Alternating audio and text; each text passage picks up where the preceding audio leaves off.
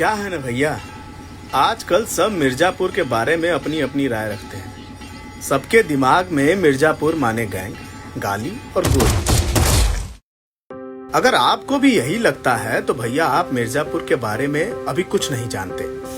मिर्जापुर कोई फिल्म की कहानी नहीं है। इस शहर का एक एक कोना इतिहास, आस्था और कला से भरा पड़ा है। एकदम जीवंत शहर। गंगा घाट से लेके घंटा घर तक, ओझला पुल से लेकर माँ विंध्यवासिनी धाम तक, जहाँ भी नजर डालिए एक लंबी विरासत साफ दिखाई पड़ती है। और यही विरासत आज मिर्जापुर को दुनिया के नक्शे पर एक अलग पहचान दिला रही है। यही विरासत एक ऐसे हुनर में बसती है जो पीढ़ियों से हाथों में पलता आया है, और एक ऐसे उद्योग में जिसने मिर्जापुर भारत के बड़े एक्सपोर्ट हब्स में शामिल कर दिया है। तो आइए भैया जानते हैं उस कहानी को जिसे दुनिया कालीन के नाम से जानत है।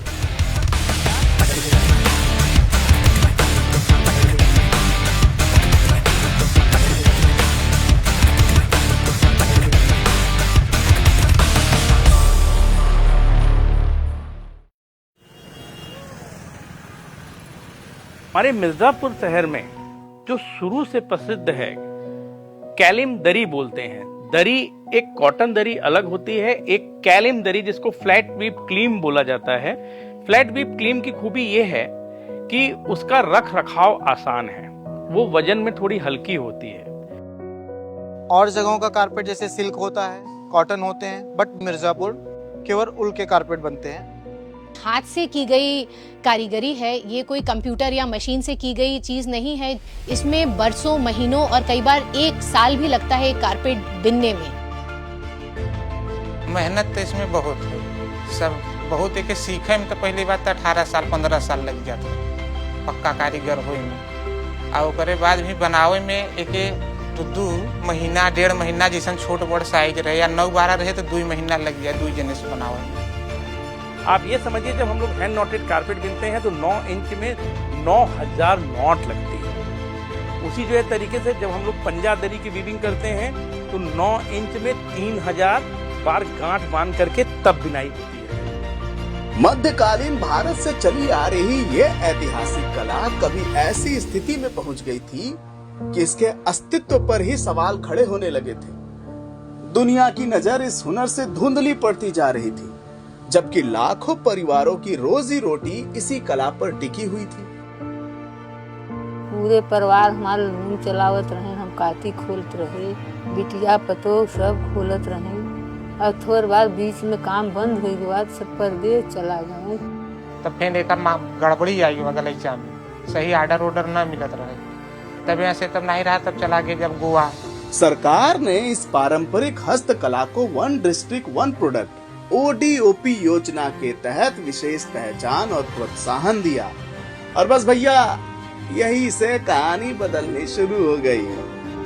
हम लोगों के पापा, दादा सारे लोग बाहर जाया करते थे, सैंपल्स लेके बायर्स को दिखाते थे, तो भी एक लिमिटेशन होती थी। अभी भारत सरकार की ODOP के थ्रू भारत में ही काफी बड़े पैमाने पे फेयर लगाए जाते हैं, which are international trade fair, जिसमें 300 से 400 से अधिक ग्लोबल ओवरसीज बायर्स आते हैं और काफ़ी पोटेंशियल बायर्स होते हैं, जिससे कि वो आके यहाँ पे काफ़ी बड़े पैमाने पे बिजनेस दे पाते हैं। और being Indians we could able to bring foreign currency here in India. बहुत बड़ा जब फेयर होता है तो उसके चार्जेस बहुत ज़्यादा होते हैं। जैसे अगर मान लीजिए उसका 5000 रुपये मीटर किराया है, वहाँ का जगह लेने का हमको 5 दिन के लिए दिया भी जाता है कि विदेशी बायर आएंगे, आप वहाँ पे अपना प्रोडक्ट लगाएंगे, सैंपल लेंगे, आपको ऑर्डर मिलेंगे। तो उसमें हमको सरकार ये सहूलियत देती है कि आप जो है लगाइए, आपका 25% हम आपको दे देंगे वापस। तब यहाँ सुने में आया कि अब ऑर्डर आई हुआ, मालिक लोग बताएं, तब आई के फिर कारोबार यहाँ फिर चालू हुआ। फिर वही सब लड़कियन के दिलन के पढ़ावत लिखावत है, या खियावत हुई। अब फैक्ट्रियाँ धीरे धीरे ओपन हो रही हैं, काम बढ़ रहे हैं, जिससे हम लोग पढ़ लिख के इसी काम में जुड़े और काम बड़ा हो रहा है। और इंडिया लेवल पे, वर्ल्ड लेवल पे डिमांड दिन पे दिन बढ़ते जा रहे हैं, जिससे हम लोग नए लोगों को जोड़ रहे हैं, नए लोग जुड़ रहे हैं, नए लोगों को सिखा रहे हैं। अब धीरे धीरे रुझान बढ़ना स्टार्ट हो गया है। पहले क्या था कि टाइम टू टाइम काम नहीं मिलता था, जिससे कि लोग इसके प्रति रुझान नहीं दिखाते थे, नए बच्चे इस काम के प्रति नहीं जुड़ते थे।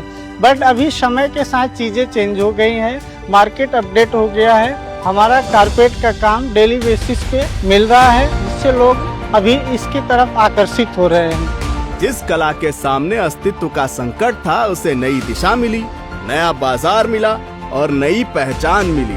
सरकारी आंकड़ों के अनुसार ओडीओपी पहल के बाद उत्तर प्रदेश का निर्यात लगभग 86,000 करोड़ रुपए से बढ़कर 1,86,000 करोड़ रुपए तक पहुंच गया और 3.16 लाख से अधिक नए रोजगार के अवसर सृजित हुए। और भैया, इसी बदलते दौर में मिर्जापुर के कालीन उद्योग को भी नई रफ्तार मिली। ऐसे कारोबार चलत रहे तो सीखी ले ही अपने घरे के काम बाहर में भी जाओगे तो उसे मेहनत करे पड़े। यहाँ हो जाए तो अपन लड़कियां सीखे हैं अपने घरे काम कर भी। तो समझ गए ना भैया, मिर्जापुर कोई काल्पनिक कहानी पर बना हुआ शहर नहीं है।